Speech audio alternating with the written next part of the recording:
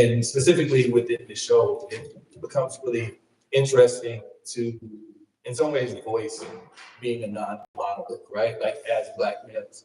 And so specifically, just so we kind of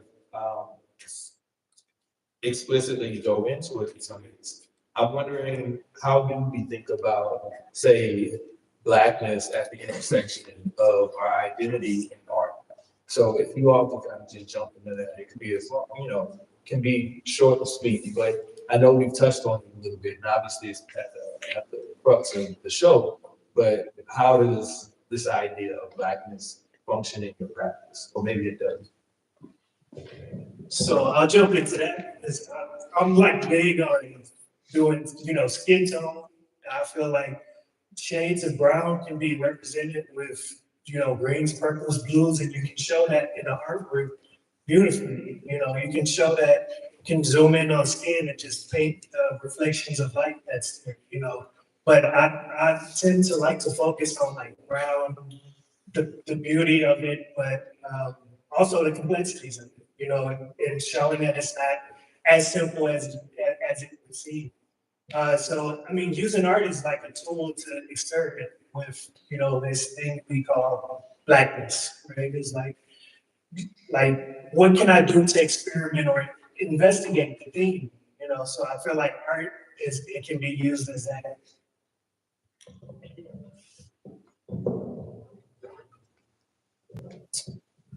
I feel like growing up, I experienced feeling like I wasn't Black enough. So for my work, I want to convey to maybe the guy that's like me, or the girl, that's like me, that it doesn't matter if you are or you aren't, So I don't necessarily put anything in my work that I feel like is inherently Black. I feel like it's a human experience. So I don't want you to come across it and be like, this person is like me because they are Black. This person is like me because maybe they are poor, or they share this experience. But yeah, I grew up feeling that way, like being called things like white boy, or being made fun of because of how I spoke. So I kind of like steer away from making art for the sake of being Black, and I want it to be more reflective of who I am as a person, not necessarily just because I am Black. Kind of piggybacking off of what he just said. The fact that I'm a Black man qualifies my work. So whatever I paint is Black art. So I paint like a Jacob Lawrence, those type of styles. I just do what I do, and the fact that I'm a proud Black man qualifies me as Black art. And so I've always come from that end. So I'm always going to represent that way, regardless of whether through my lines, through whatever I paint. Proud Black man, regardless. Stop playing with him. Stop playing with him. All right, look. I gotta, with all due respect, I have to rebut that though, because not in a negative way. I'm gonna go with you. I'm gonna go where you want. I thought that was so beautiful. One of the things I've been thinking about, right, with the show, right, with the name of the show, the idea of the show, about Black male artists, and it's really interesting, Hebron, when you talk about how we vote differently, we are not monolithic. The way that this plays out in mixed company, it becomes very interesting, right? Because a lot of times there are very conservative ways that we have of functioning, and especially Black males, right? Like the way that a lot of times I think societally and within our own communities can function differently. But one of the things that you said is that, and that I talk about a lot, two things. One is, if you look at things from an Afro-pessimistic view, right? There's a book that by Frank Wilson III that talks about how you can do what you want to do as a Black person. You're welcome to do that. But one thing that we always have to deal with that will always make representation or a conversation or an exercise within representation important is how the world looks at you. So what brings us together is not necessarily everything that we do, because we're not doing the same, but it's the fact, the history, the struggle of how the world responds to you, right? You watch cartoons, you read manga, but you still black. You see what I'm saying? Right. And so it's being put into a type of blackness, into a constricted space that is based off of perception that makes us the same. But then on the other hand, the autonomy that we have is the fact that everything that I do now is black, just because the world is seeing me. But strangely enough, like you said, you do everything that you do, and it's still gonna be black just because I'm doing black shit, just because you know. It's black because I'm black, right? And because I'm stereotyped into blackness, then everything that I touch, everything that I do, no matter if it breaks the stereotypes, becomes black, which is a certain type of power in some sense, right? So it's like, is it a tight construct or does it follow me, right? And at my most powerful, it follows me, right? Which means that it becomes this amoeba-like space, right? That moves when I move, that expands blackness as I expand blackness, right? And I think that that's a beautiful thing to think about in some ways, right? But at the same time, it's tragic, right? Because it's still based off stereotype, it's still based off phenotype, right? And so I think that that's the walk that we walk in some ways that a lot of times is not elocuted, right? It's not something that's voiced, right? But we feel it. We feel it. You know what I'm saying? The pressure that keeps us together through perception, through a need for the world to actually create a cast. You know what I'm saying? So anyway, I'm not supposed to be out here voicing my things, but I appreciate it. So anyway, did y'all want to speak on that? Okay. All right, so artwork, it's based off of Black people regardless. And I really like that because no matter what you do, people are gonna love Black people. They gonna hate us, but being real, the whole world copies our society. They copy us, everything we do. They like what we do. And so with me putting my artwork out there, I know there's people that are gonna love to have a Black person on their wall. But I don't see much people having it. Not to be racist. I'm not trying to sound racist or biased. Like, yeah, I don't see nobody having a Black family in their wall. But I do see like my white friends, they can be having like Black portraits or just cartoon characters. We like it more. I don't know why we all like it or think it's cooler, but Black people, we cool, we represent, and having it on canvases and works, it looks cool, and we all like it as the year goes. That's it. About 80% of everything I do is Black. When I say Black, I mean the face, the person, and I do mostly figurative work. Most of it is Black. Even if it's not, it still is because I am. I'm not trying to, when I do this stuff, I'm not trying to be Black. I'm trying to convey ideas and thoughts and feelings, but I cannot separate myself that way. I'm Black. I mean, we have a shared experience. We don't call them the same things, but we do have a shared experience, a shared the way the world's looking at us. There are things that make us Black that we can't escape from. I don't care who you try to be. When you see me, you see Black. That's not what I'm going for, but that's what you're gonna see. So when you see this stuff, when you see all these faces, I mean, even Silver guy, you can tell, he's the net. I don't even know where I'm going with this, but what I want you to understand is I can't separate myself from being Black. And I'm not really interested in doing it. It's not that I'm throwing it at you and this is what I'm trying to convey to you, but there's no way to separate those pieces of myself. These pieces on the wall, they're all aspects of me. And first I'm human, then I'm Black, then I'm a heterosexual male. You understand what I'm saying? I cannot remove myself from those things. So I'm not bothered when they call me a Black artist, even though I don't consider myself a Black artist, just an artist. But it doesn't bother me when you call me that because it's part of what I am, and I'm okay with it. Yeah, one of the you were talking. One of the things that it reminds me is it reminds me of the idea that blackness itself, right, is a construct that's created and it's not real in some ways, right? It's not a way that people since the beginning of history kind of thought of themselves.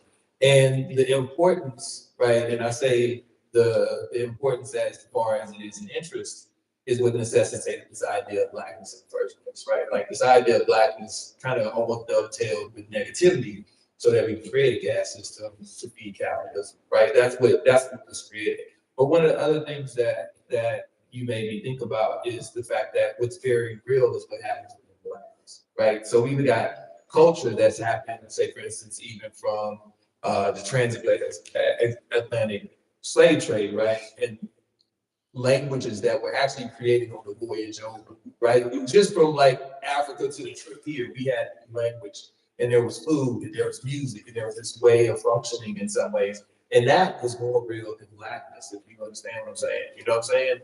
What came from the struggle, right, and this pitting together of actually varied people, right, is actually what is the most real. And so oftentimes when we put in a situation like this, I'm like, even when I was driving down from San Marcos from school, I was like, this is always a struggle to talk about, right? To get together, because it's all of this stuff all of this pressure that's kind of made us kind of come together. But then there's all this unspoken language and family and things like that. And so I'm honored to be a part of this. A few more questions, but I'm trying to keep it short so that we can open up for Q&A and so we can go warm up. So one of the things I was thinking about is, I'm thinking about success, right? And when we all get together, when we think about family, different generations, we're all in different places. And it's something I think about a lot. This is a moment where we get to be together and we're all in different places as far as our art practice and struggle in making art. And so I wonder about you all's different ideas. Now, this is multifaceted, and you've been answering it the way we want to answer these questions anyway. But one of the questions one of the first ways of posing this question is, what is success? What is it, and what will it be? If you can kind of dream about that in some ways, it's something I think about as an educator, as an artist, but also as this person that's functioning within the world. So I wonder what is success, right? And what is it now? And what can you imagine it being in some ways? And whoever wants to take this. I'll take that. So I've thought about that as well. I've thought about how do you know that you're successful as this creator, right? How do you know that you're doing what you're supposed to do and that you've hit some level of success? So for me, it was always like, all right, I know I was influenced as a kid by this picture in the museum. So one checklist was to have work in the museum, right? Very tough thing to do because there's a bunch of steps in getting there. But there are footprints that people leave behind that have done it that you can look up and see, oh, they've done this, they've done this. So it's not impossible, but that's one thing of success. And then of course, there's that financial success, right? There's like, we're not doing this just for the fun of it. Sometimes we are, but then it's like, well, I need to eat too. I got bills and everything like that. So it's like, it becomes a business as well, but it's like, then you have this whole thing of, well, is it still fun if it's now a business? So there's that kind of dichotomy. But I mean, for me, it's like success is like museum, and then is the impact that I'm having on people, positive. Am I impacting people? Am I touching them when they fill up, whenever they stand in front of a piece? Do they have an emotional connection? That's success. So it's like different levels of success for me. And it's always a question, like, am I there? There's moments when I'm not there. And then there's moments when it's like, okay, I'm doing okay. So smile, 2 cents. I think a lot of us, me and you, particularly me, compare ourselves to others. And it wasn't until I came to our school that I decided to do something for myself versus living for what I thought others wanted for my life. So success for me is absolutely like making that 180 and doing something that I want to do. And if I'm better than who I was yesterday, then I feel like I'm successful, So if I get better in my art, as long as I have a place to live and not missing bills and I'm eating, I feel like I'm successful. Like I put my work in this show. I've never done that before. I had enough, courage to do it. So I feel like that's a success. So we're always finding success, and down the road, I want to put more work out. So as long as I have courage to put more work out, then I'm always going to have that success. Yeah, success is definitely has many layers. The first and the obvious layer is to be able to sustain myself full time as an artist, to be that Thomas Kincaid success. That's the goal. But having said that, I've also had success in moving a lady to tears who bought my piece. That's a success because she and I connected on that level. To me, this is success. Being able to meet these brothers and to hang in the wall with all this fabulous artwork. That's success. So it definitely has, many different layers. With the watercolors, being able to put out a piece that I was proud of. Having one in, I'm considered a babe in watercolors because I've been in it for less than 5 years. So I still have a long road to go. But when I first started, I fell flat on my face. It was horrendous. But the work that I'm producing now, I'm beginning to get proud. And I'm beginning to reach higher and higher and higher. So that's a personal success for me.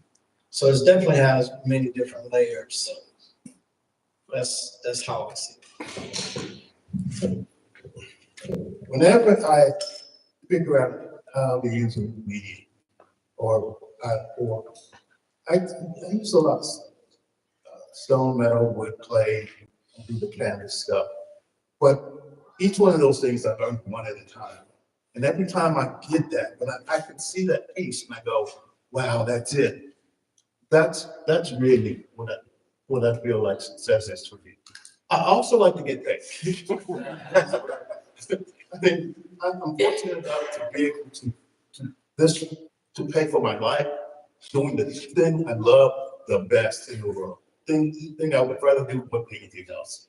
But finishing a piece and really, really thinking, I did it. This is great. I actually did it. Because you're nervous the whole time you're working on it, thinking, what did this have to come out?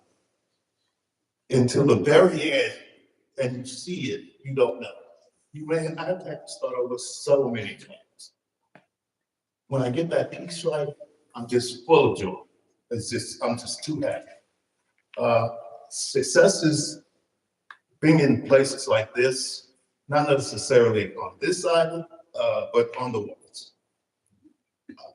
I just love being an artist. It's my thing. It's my jam. I can't think of anything else. Being an artist and not starving to death. That's successful. Just like all of them said, success could vary from a lot of reasons, like money or the life you live, relationship. My biggest thing with success are goals, and goals vary from my relationship with God and my family and my friends and all of that stuff. And of course, I have to have a certain mindset of success when it comes to money, live in America, debt, all that stuff. But I know I've been successful. I would know I've been successful whenever I'm able to create that generational wealth or income for my whole family or for months after, because it doesn't have to be fully on money. I can use my artwork or whatever God provided me with to lead down to my next generations and families. They can, live and have a happy life, live lives that they want to live. That's the true version of success. How I see it. Cool, thank y'all. This question kind of reminds me of, when when my students and I go through critique, a lot of times, I ask them, what's the concept? Right? And I think that that's important for us to all remember, like, that we create the concept for our lives, right? Because if I just come in and just start saying something about that work, then I'm just projecting, right? But it's only when they have an idea of what it was that they were trying to accomplish that I can chime in and be like, well, I think this is successful or not, right? So it's important for us to understand as artists of our lives that we create the concepts, right? And then other people can let us know whether or not we made it, but we create the foundation, right, for what our success is. And with that being said, I did want to thank everybody again. If y'all can give us a round of applause.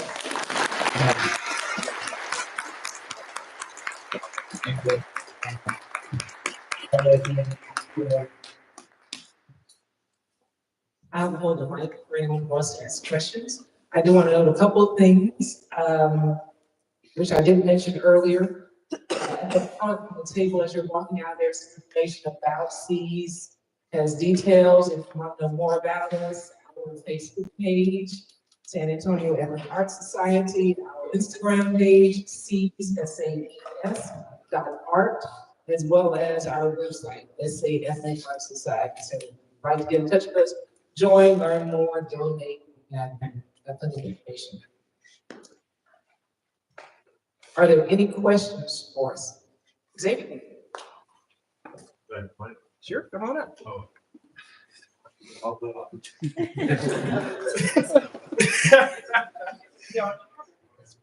Straight. Cool. Well, I got like 2 questions, maybe 3. Let's do one at a time. Just for the curators, I just wondering if did y'all experience any type of hesitation about an all-men show in 2025 with everything going on? I mean, I understand it culturally because I know, like, growing up in church, we had a men's day and a women's day aside from Mother's Day and Father's Day, so the concept isn't lost to me as far as that. But I was wondering if y'all considered the potential as a book.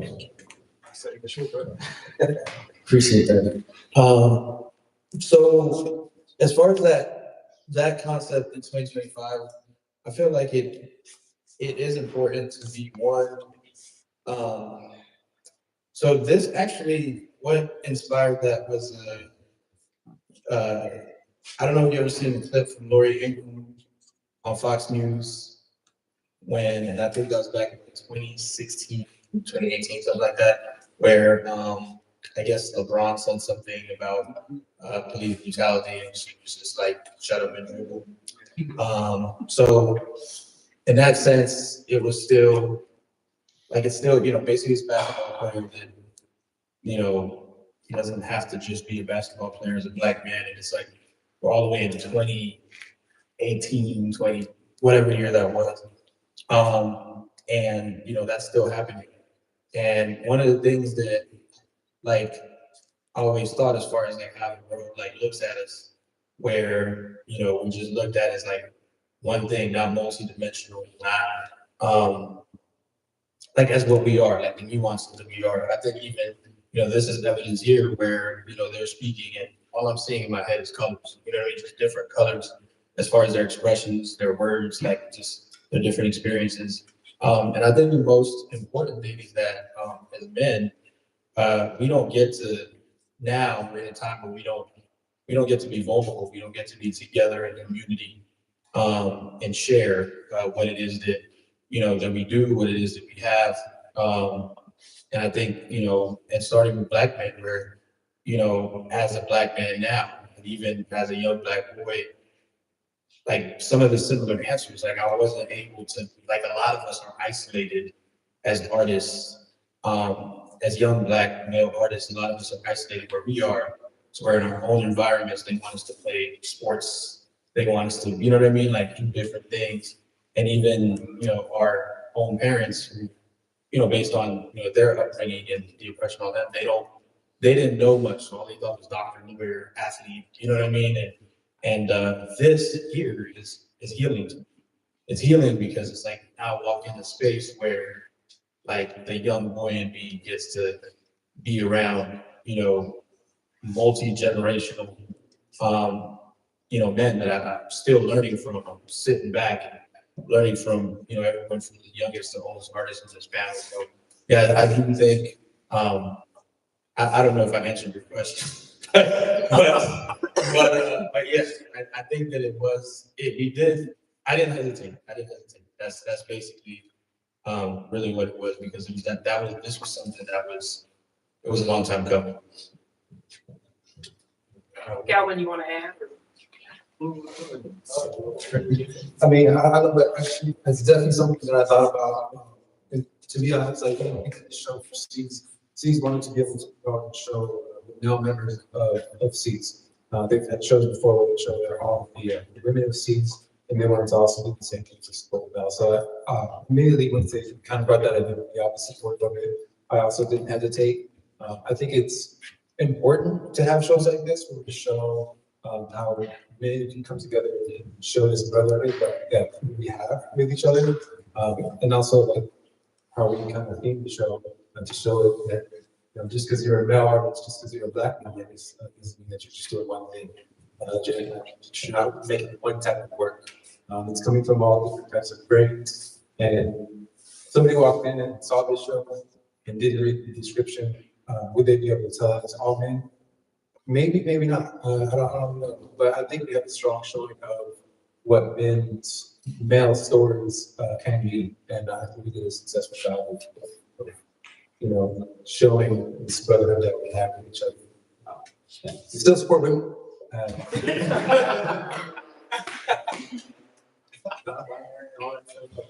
think it's good to have a space where we can come together and show our masculinities, show what we do as male artists.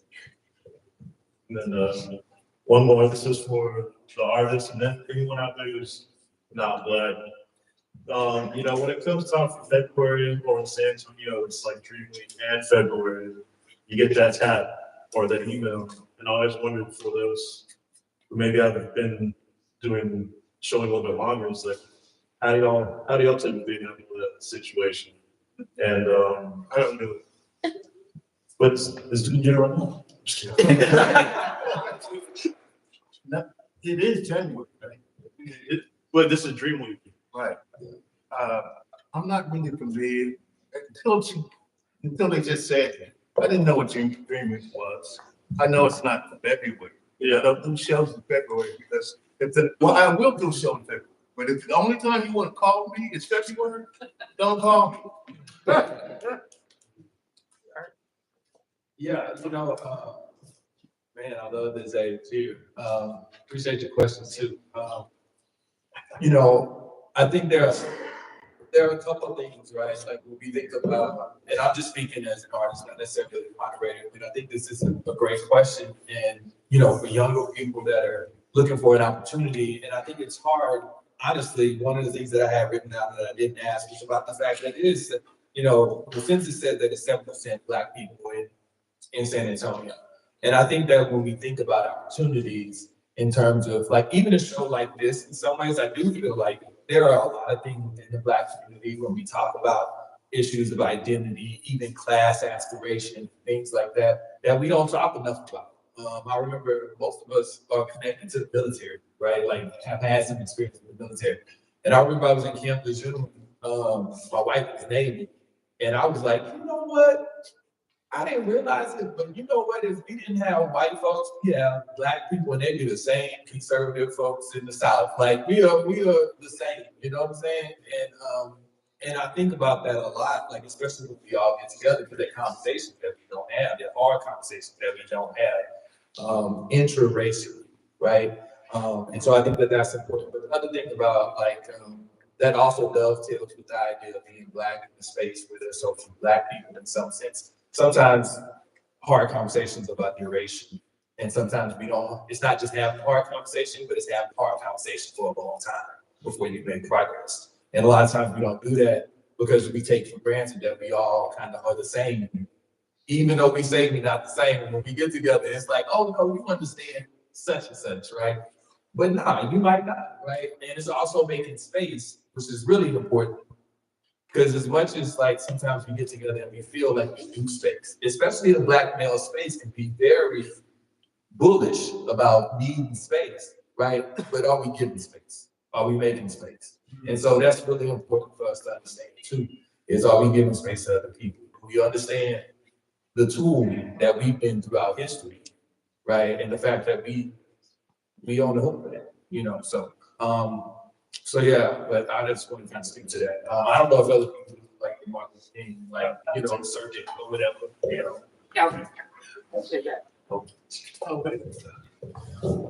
So yeah, that's a good question that I ask every year, because people come out the woodworks like we be a Black artist February. So it's like a double-sided sword, it's like on the good side, you have the opportunity to display your work somewhere. You have the opportunity to show your work in front of a bunch of people.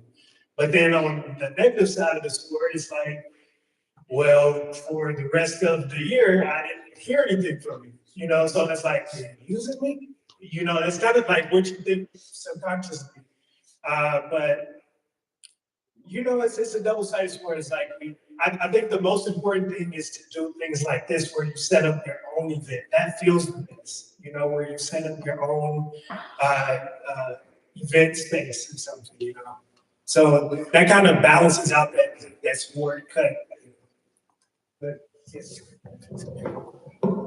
Yeah, I've had people come to me and say, hey, it's February, you need to do Dr. King.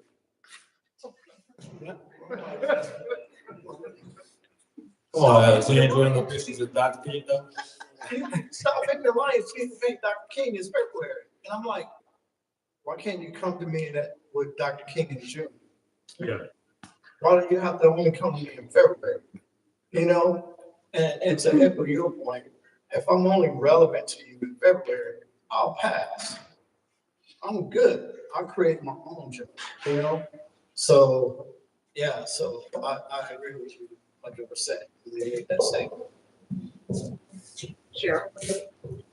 I don't have a real question, but I just wanted to say, I've been an artist for a very long time, and I have never been to an all-male show. Never. And this is a great exhibit. And kudos to the curators with your ideas, bringing these guys together. Not only have I never been to an all-male show, Lord, I've never seen so many Black people. So many Black men artists. Because we don't see you a lot. And we need to see more of you. So I just wanted to say, and Cheryl, you.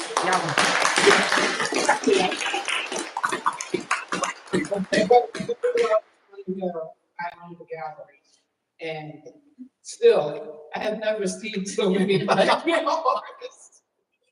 So, thank you guys. Any other questions for us?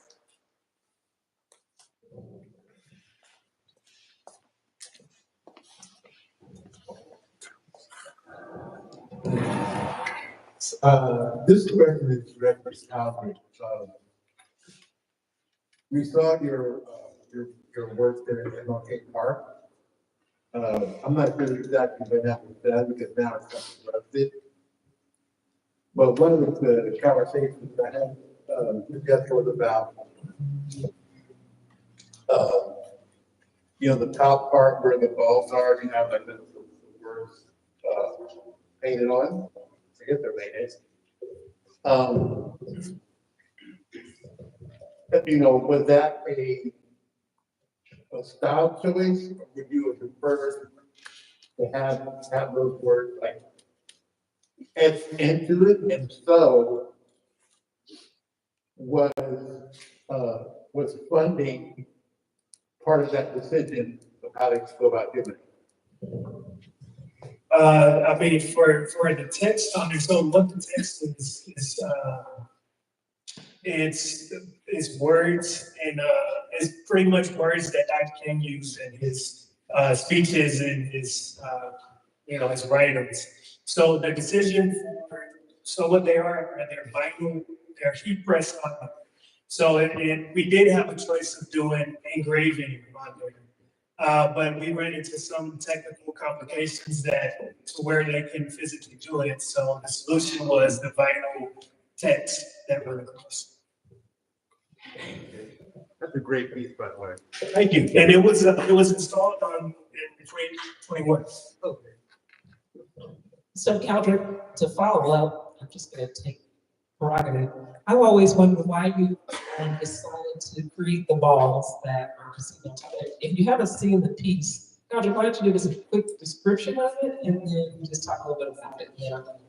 Let this gentleman ask his question. Okay, so the piece that I was commissioned to design with the city was a piece for MLK Park, which is like the beginning of where the MLK March starts.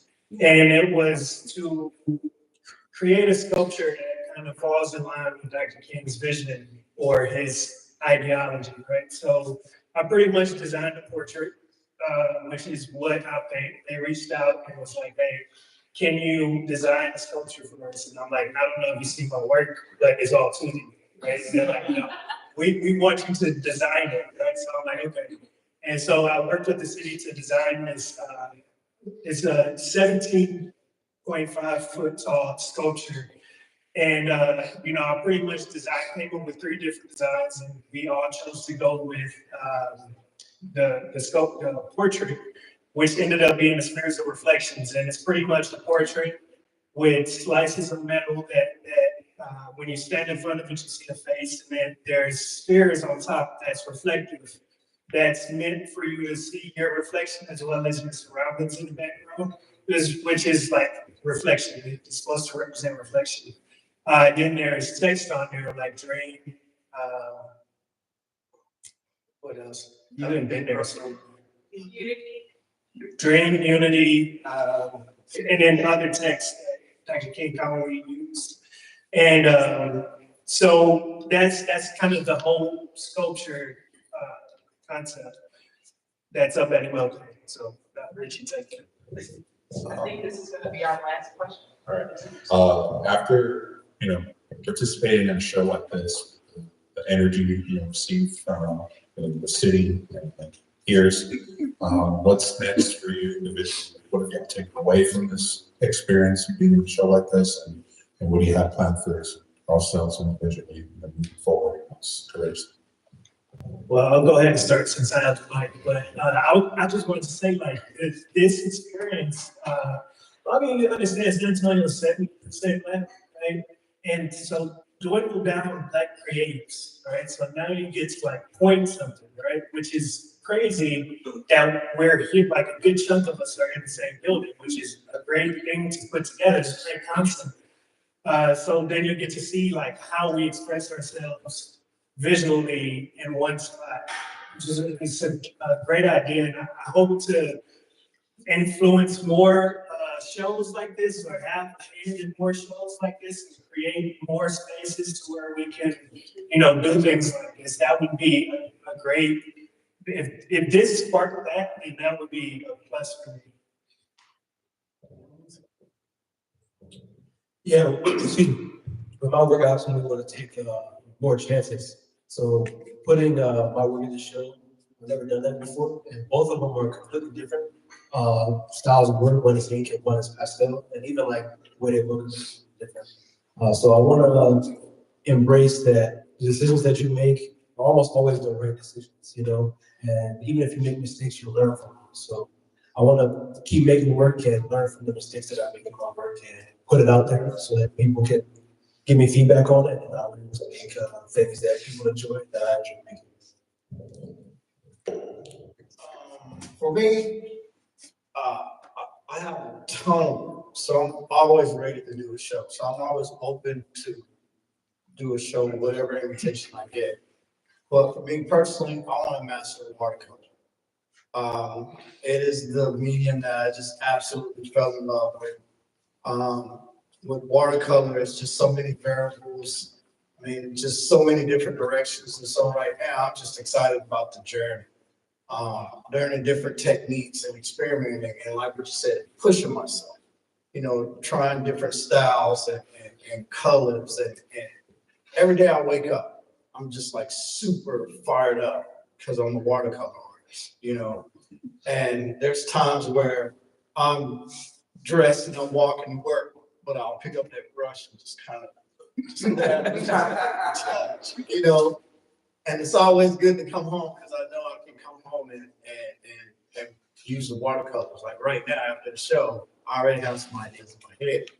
So just really want to master watercolor. And I want my name to be known as a master watercolorist.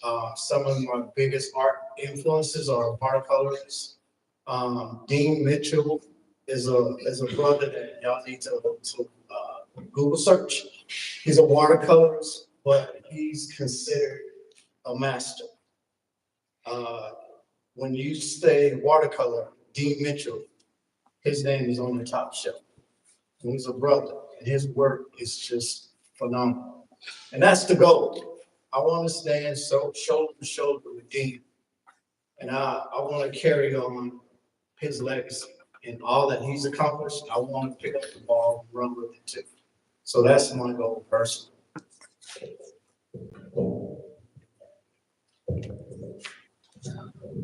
What was the question again? Oh, what's next? Yeah. Okay. So from this being my first gallery art exhibition, it was amazing, and it inspired me to do more work and to make more pieces to get better, you know. And like, no, that's pretty much it. Actually, I just want to get better in shows, or shows in general, because it allows me to put my artwork out there and to express myself, so people can see what it's like, you know, rather than just seeing my art on Instagram or in a house. Nobody wants to go to a random person's house to look at some art on the wall. Having it in a gallery allows you to have it in an open space, a comfortable space too, where you can check it out yourself and just enjoy the work. So I hope I get to do more art exhibitions. I will be at one on February 1st. You will be. It allows you to look at the work in person so I can express myself. I'm trying to decide if I'm gonna be here or not. If I stay in San Antonio, I'm going to open a studio space, work from there. It's easier nowadays, especially at the coast. Everything is shipped and done online and all this other stuff. So I don't have to rely on 7%. We all can actually become artists and not actually have to move to a place where there's a larger population of people who want to work that you're producing. I think at the heart of what you're saying is that, you know, in some ways this is a gathering moment. And so what do you do with the energy that comes from the community, right, that's taking place with the show? And while I don't have work in the show, moderating this has been a great experience. I think one of the things I've been convicted about, right, is that I think that there needs to be opportunities for people to get together, you know, and this show sometimes, because it pulls people out of the woodworks that otherwise haven't been kicking it.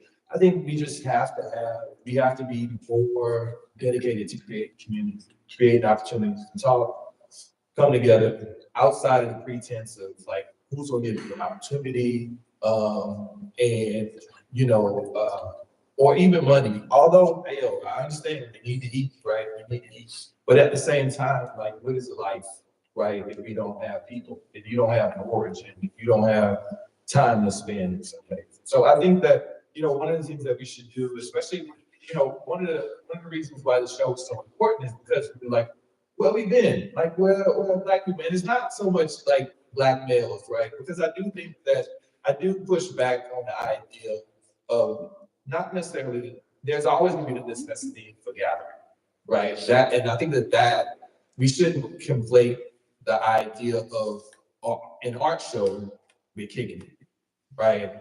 Well, live. Right. We shouldn't confuse them, right? Because if we just kicking it, like in some ways, it might be about some art, it might be about a show that we got, but it might just not be. It might just be like what we eat and what we listen to. And so I think it's important to do all those things. And I think that that should come from an opportunity like this, because these things are temporary, right? And so we should, build family. We should be concerned about building family, something that doesn't ebb and flow with money, right? Or an opportunity. Because this doesn't come up. Even this show with this space, taking up space doesn't come often.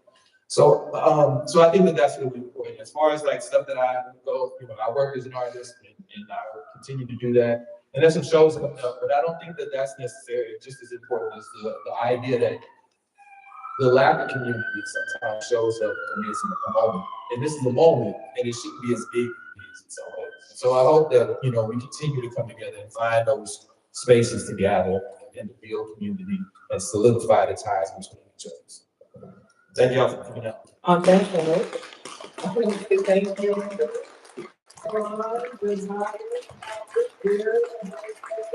And you all we did not create this space. We'll have just time to gather and